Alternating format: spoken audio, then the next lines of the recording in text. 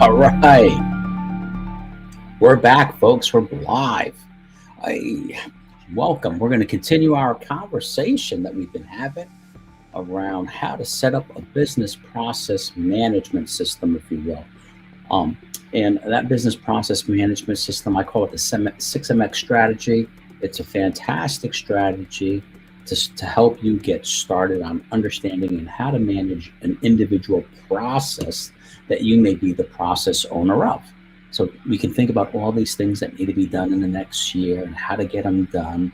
Talking about starting maybe a Lean or Lean Six Sigma initiative. Regardless of what you do, you're going to have to get measures for a specific process. And this is geared towards the transactional environment, if you will. In our last presentation, we just gave you a high level overview of what that system or what that process can actually look like, right? The six main steps I said were create a process mission statement, a definition statement. We said we're going to create a process map. We're going to identify the key measures of our process. We're going to develop a monitoring system for that process. We're going to learn how to manage, because we're creating a closed loop system. We're going to learn how to manage using those metrics in that monitoring system. And then we're going to move the needle there. We're going to make improvements to our project.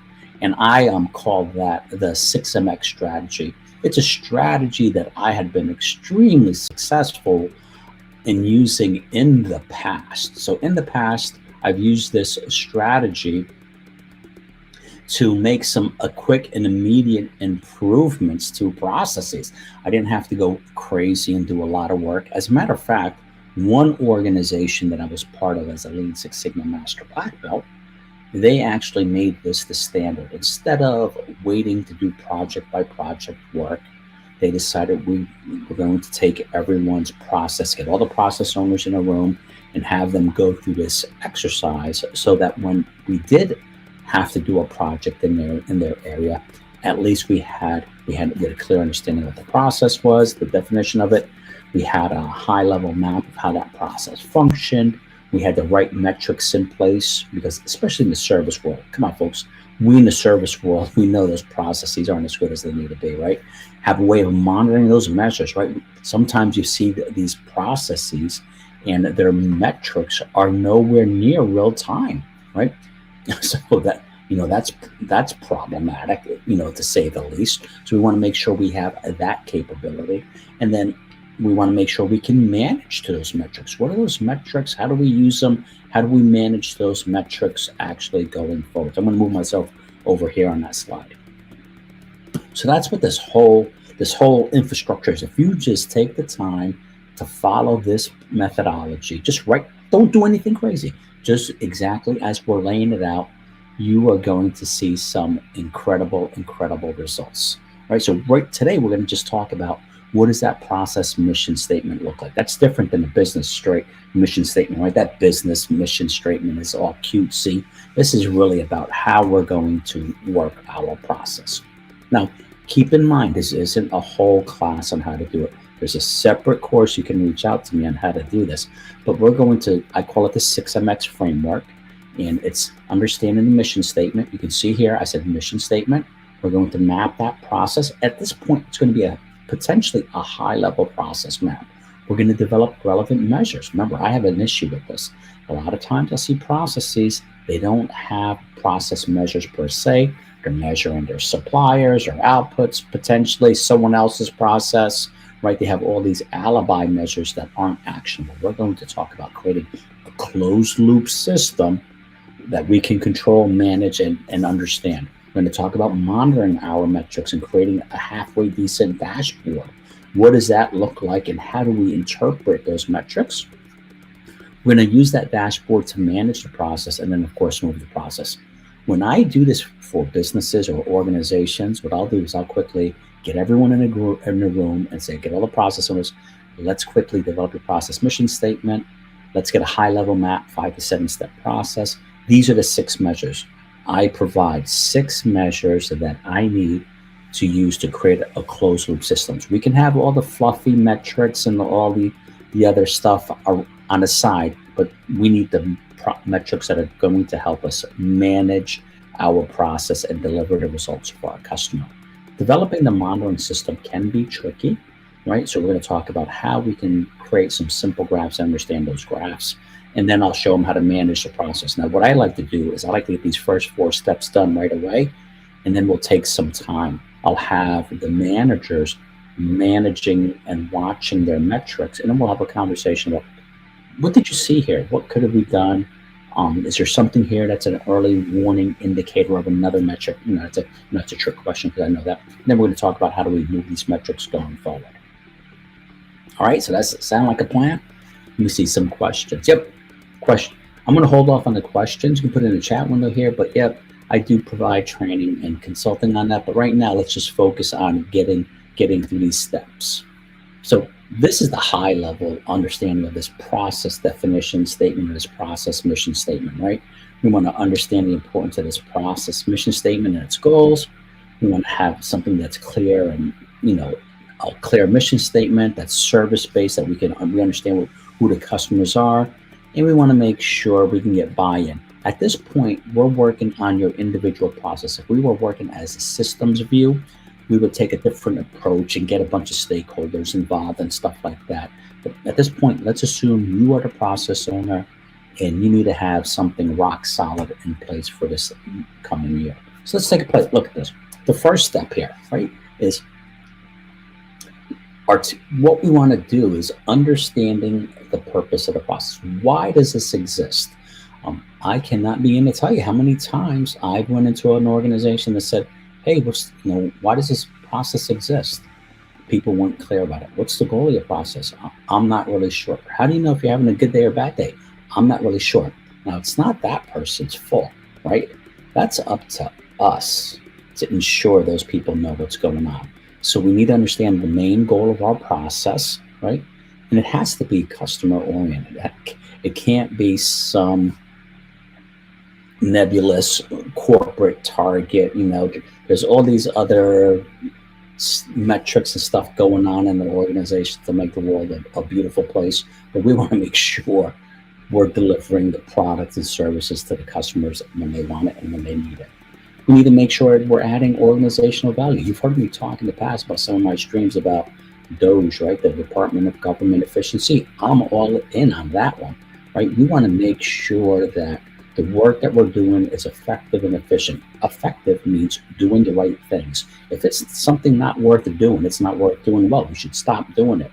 And efficient means doing it as good as we can. So think about it as doing the right things right. And that's what we're going to talk about. And you can see we have customer support requests, a customer support, the request resolution process. You might have claims, you might have a paid claims process. So we want to make sure we understand how we fit in that organization. And I'm going to leave out a lot of the Lean Six Sigma stuff for now, right? We're just talking about documenting our processes. So I'm not going to talk about what is value added and non-value added. I'm not going to talk about the key waste just at this point. So here's what we're talking about. Here's an example here. We have a customer support request process. You might have accounts payable process. You might have a marketing process that you're looking at. You may have an accounts receivable process. You might have claims resolution. There's any number of processes that we have.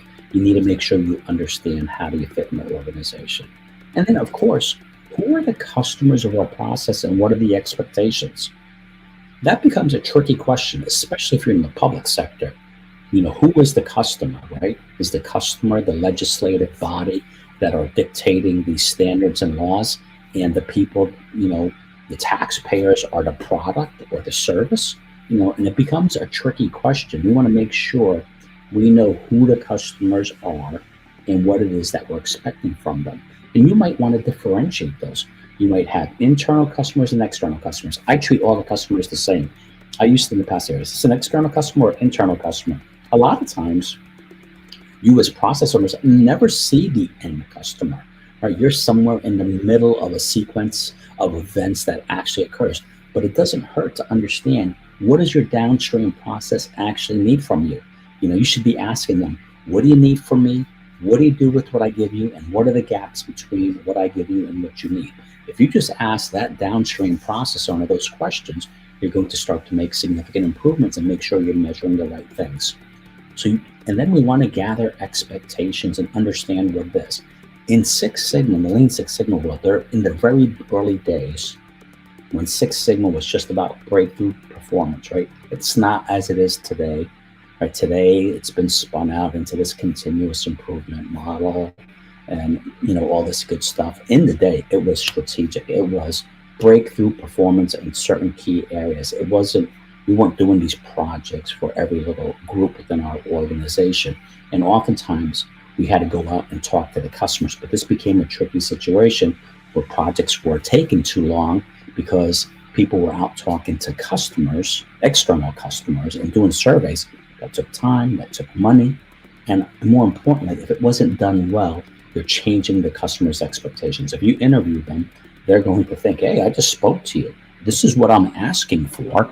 So why aren't you delivering? I was very clear about what it is that I was looking. So we got to be careful about being reasonable about customers, who the external customers are, and understanding what they need. Sometimes you might have a standard operating procedure in place or standards that are already in place. At this point, it's early in the game. Let's just get something on paper, and we're going to refine this as we go forward. And then we want to make sure we're documenting those expectations, right? We want to summarize it. It needs to be short and sweet. It can't be a paragraph with 1,000 alibis and 1,000 stakeholders, right? So in this example here, we have customers expect issues to be resolved within 24 hours. Great. The tricky part is, and what we would go into much later, is when does a 24 hours start? Is it 24 business hours or 20 hours in the day, right? So there's all sorts of little nuances about the metrics that with time and experience you'll get used to. So you might have an employee payroll process, employee payroll support. Who's the customer? It's the internal employees. What are the expectations? We expect accurate and timely salary processing with error resolution within 48 hours of reporting it. Right? So now we're getting close to understanding what our process is. Now keep in mind, people are like, well, why do I really have to do this? It's obvious. Well, if we're bringing on new employees, we want to make sure we can articulate that and train them so they can understand the significance and the importance of their work, right? This, helps them understand they're valuable contributors to the organization. And if you're like many organizations that are pursuing AI and automation, you'll need to know this so that when you start developing your workflows and the requirements for the AI and automation, that you get it right. Let me check back here some other questions real quick. Because I'm streaming, we're actually streaming to, we're streaming to 2 YouTube channels, 3 Facebook channels, LinkedIn, Twitch, Trovo, Kick. I think it's going to Rumble and Instagram. So I just want to make sure we're just actually following along here. So, okay, so that is understanding. Let's go back a slide. So we're talking here about understanding who our customers and what those requirements and specifications are. Perfect, right? We're just trying to get our heads around what our process actually does. And sometimes you might be needing to update your document. So this is a great opportunity to update that document. Now, how does the work get done? Now, mind you, in this 6MX strategy, you have document the process mission, map the process, measure the process, right? Monitor the process, manage the process, and then move that process. So what we want to do here is we just need to understand the high level 5 to 7 steps. And we'll learn that. We're going to learn that in, I might do this on Friday. So I'm trying to figure out when I'm going to do the mapping. But we'll do it on Friday. But we want to understand what that process looks like, right? Because once we understand what that process looks like, we could understand the roles within that process and who's responsible for that process. We want to have this all documented so there's no ambiguity. People aren't pointing fingers at one another. We know exactly who to go to for a particular issue or solution. And we want to understand what's coming in and what's going out of that process.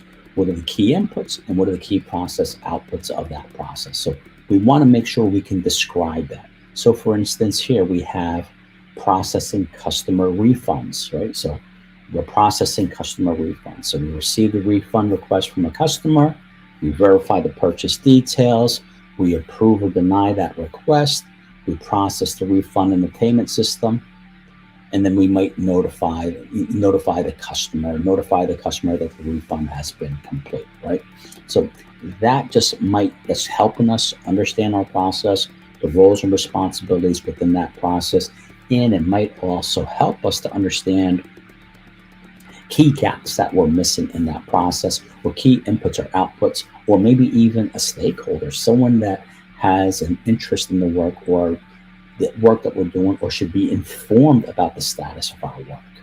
Right? So here you might have the roles, our customer support agents, and then here we have the input is a request, the output is a determination or a completed refund transaction. Again, we're talking high level, but still it's setting the tone for where we're going next, so that we can keep in mind what we're trying to develop here is a closed loop process management system, so that we can measure, monitor, and improve our processes every day.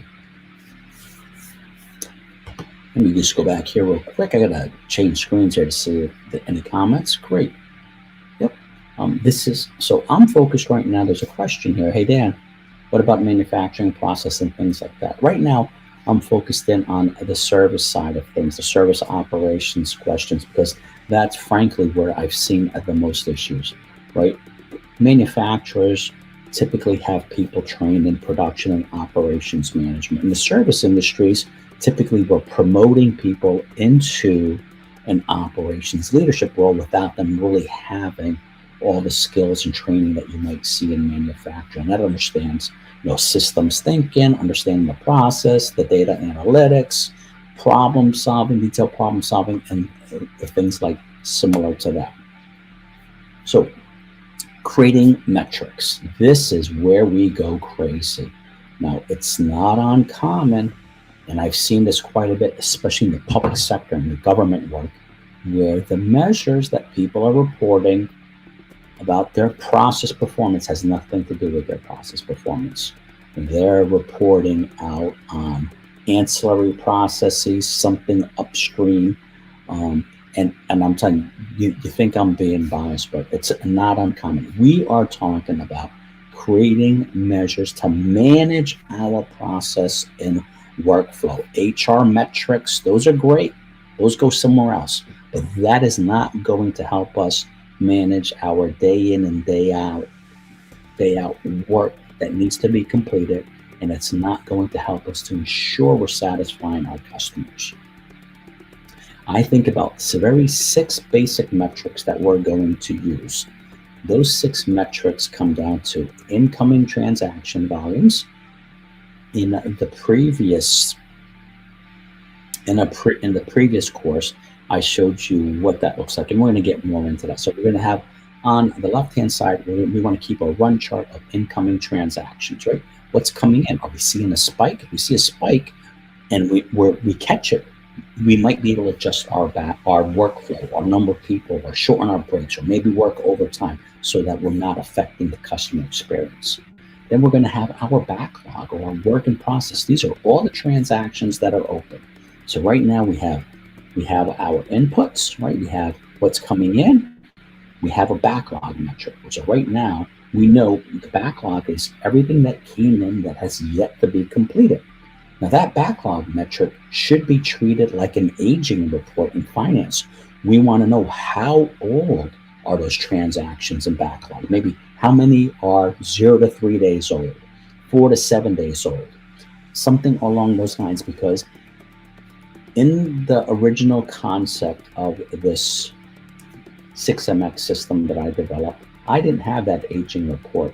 And there was one smarty pants out there that at the end of every month, what they did to bring down their turnaround time is they started with first in, last in, first out. So the newest transaction that came in, they would complete it because it would reduce their turnaround times.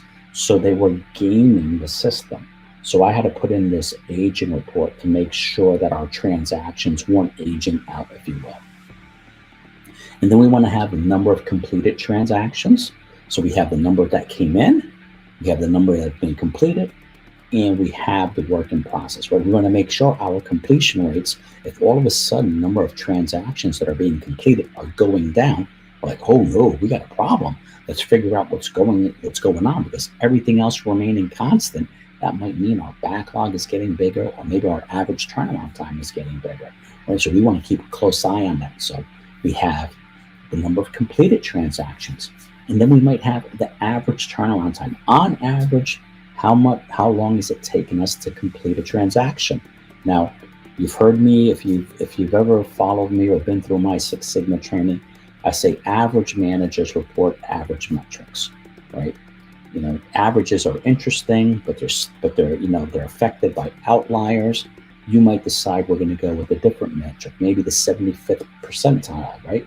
And I'm not here to talk about metrics and data and how to measure that, but there are better measures to make sure your customer's experience is improving, right? And turnaround time, the average turnaround time isn't the perfect metric, but I'm not here to talk about what those perfect metrics are. I'm talking about getting a system up and running today. And then, of course, we might have a quality metric. We might have a quality metric that says, what percentage of the metrics were completed within the standard turnaround time or completion time of our process. So if we have these 6 measures, guess what? We have a closed loop system. If something comes in, we know it's in the system. We can track it in backlog. It should be in backlog. It might be aging out, right? We can see the number of transactions completed. We can do some math, and we have almost like a double entry bookkeeping system there. We have our turnaround time, and then of course we have a quality metric. Everything else, there might be other metrics out there, but that's not going to help ensure we're delivering the best possible experience to our customers. So here we have cost center ticket resolution process. So incoming transactions might be 200 per day. There might be 50 in backlog. Age in backlog, 10 tickets are older than 3 days old. I like to show this all in graphs, as I did in the previous presentation. I'll drop a comment in there. The number of completed transactions, 190 tickets are completed. I like, if you can, this is a far reach for many people, I like to keep a real-time dashboard and develop systems to do that. If we can't do that, let's try to get it hourly. If we can't get it hourly, maybe by the half day. And if worst comes to worst, let's get it daily. But if you're using this and you can only get metrics on a weekly basis, good luck providing fantastic customer service. And then here we have average completion time, and you might have that quality metric there, right? 95% customer satisfaction. That might be a quality metric, but we can actually calculate by day what that turnaround time was, or we can keep a running thing. So remember, we can slice and dice this data and cherry pick the heck out of it to make our performance look good. What we're trying to do is keep a good system, right? An honest system to understand how we're performing. And then here, we'll move right along and see, we come back here, check the chat window, looking okay. Great. Let's see. Yep, I think if you do this, let's say you're a new manager and you do this, you're going to be way ahead of the game. This is a fantastic opportunity to start the year right. Just think about what we're doing, follow along. It's not hard to do. If you're a process owner, this is going to really behoove you.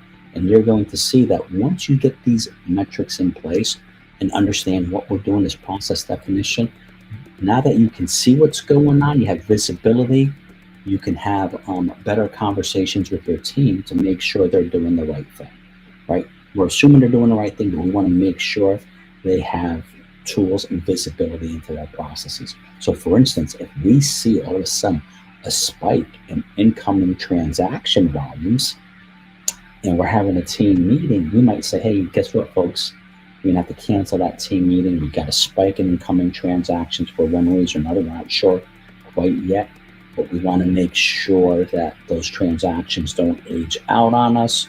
So we're going to have to put in some extra hours here to start making sure we can clear out that backlog, and that backlog doesn't get too high, because everything else remaining constant. If all the work takes the same amount of time and we see a spike in incoming transaction volume, that means our transactions are going to probably start aging out, which means in turn our turnaround time is going to get worse, which is bad for our customer experience. So now that we've done all this, right, we started looking at our customer requirements and our process. We have an understanding of what that workflow looks like. We have measures in place. Now we can start thinking about writing that process mission statement, right? What is it that we're expecting, right? We know what the customer's expectations are. We have a good idea of the workflow. We have metrics in place. So we want to create some sort of a mission statement, if you will, right? And I have templates for all this stuff to make it easy. And I'll tell you, if you want to follow up with me, this Chat GPT, we can start talking into Chat GPT, and it's going to help us create primo mission statements. So here's an example of a process mission statement here, right? So we're back to the refund process. Our mission is to resolve customer refund requests promptly and accurately by following a standardized process. This brings up an interesting point. I'm going to get to it in a second. This process supports our organizational goal of enhancing customer trust and retention by ensuring funds are completed within 24 hours and 0 errors. Tell me that doesn't give you goosebumps, right? That's cool. Now, one of the things you're going to find out as we're going through this process, we may not have a standardized process, but it's not the end of the world, right? So you might have a team of 20 people. 3 might be following one process, 4 another, 13 a different process. At some point, we're going to get together. Right now, we're just stabilizing our process by making it visible, getting some metrics in place, and then we can worry about standardizing that process and making sure that people are doing essentially the work the same way. Because if people are doing the work differently and we have a problem, we may not be able to fix it if a glitch actually occurs. So that's the importance of that right there. Let me get myself off the screen here. So let's come back here. And I realized I was on the screen. Thank you for that. So I'm just going to go back a couple slides. So that slide is fine. That slide is fine. So this is what that mission statement looks like. And you should shoot for something like this. Now, remember, this is a part of a bigger framework, right? This bigger framework, we're developing our process mission statement. We need to know what we're doing and that we're aligned with the organizational goals. Next, we're going to map that process. We're going to map out that process. And the reason we're doing so, not only do we want to ensure we have the right roles and responsibilities articulated in our mission statement, but we also want to start thinking about how we identify efficiencies and waste within our process. In the next section, so we're going to do that next. And then 3 is measures, understanding those measures. I'm going to reinforce the importance of 6 standard metrics. Everything else I consider fluff.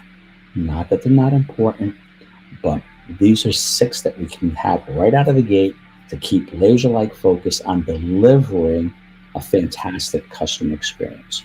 And then developing a monitoring system. That might be a challenge for some of you, getting your data in real time or having your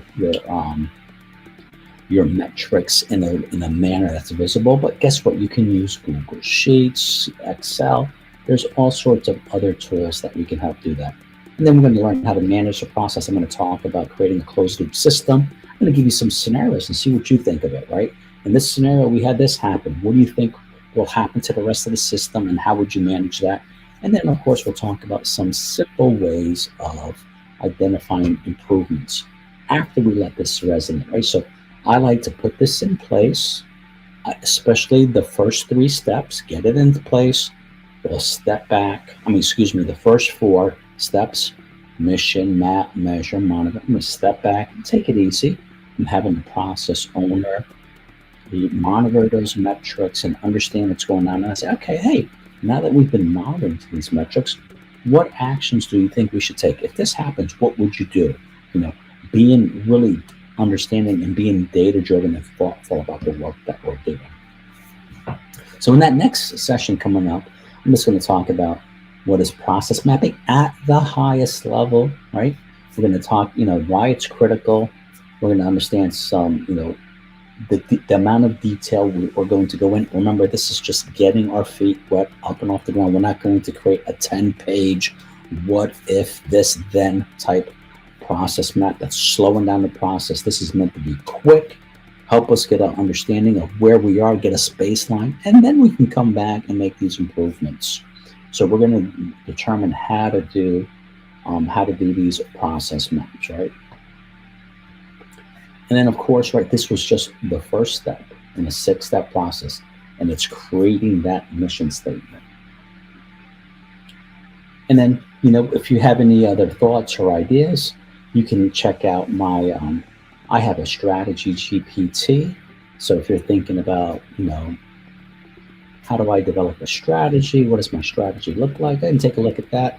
My website, OpEx90, you can see I have some content on there. You can then enroll in Lean Six Sigma training.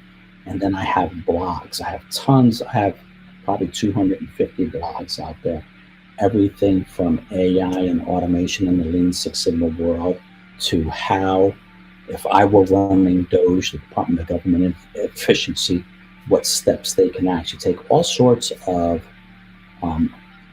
interesting articles about Lean Six Sigma, the history of Lean Six Sigma, different tools, different methodologies, purposes, and so on. So you might find that, I know you would find that useful, very useful, right? And I think one of the things we need to talk about doing is, once you get your process and all your documentation together, you can get your standard operating procedures later on, and guess what? You can create these fantastic chat bots that are absolutely amazing and that can be used to help your team answer any questions or continually improve any process that's going forward. So I'm Dan Feliciano from OpEx90. I will schedule my next event shortly on how we're going to put this 6MX system in place and how to use it as an initial stabilizing factor in our processes. I guarantee you, if you just take these steps that I'm talking about, the mere fact that you're taking the time with your team to develop a mission statement, to map out the process, to ensure they understand the metrics that we're talking about and why those metrics are important, to develop a monitoring system. It doesn't help to have metrics if you can't measure or monitor, if you can't measure, if you can't monitor the system. And then you, as a process owner, how to manage that would show you different tricks and techniques, and then other improvement opportunities. So again, I encourage you to take a look at my website, OpEx90 strategy. I have a strategy bot out there that's been pretty cool. It's been getting it's been getting a lot of attention, if you will, right? So you might consider taking a look at that. You'll find that very, very, very useful. And our next session again is going to be how to measure and monitor. It's going to be how to map our process out for success. Okay. So I'm going to leave you with that. You check to see in the chat if there are any more questions. Do me a favor, share, like, comment. Let me know what you think. Did I miss anything that you would that should be included? Is this off base? If this is off base and you don't think it's that valid, hey, help set me right?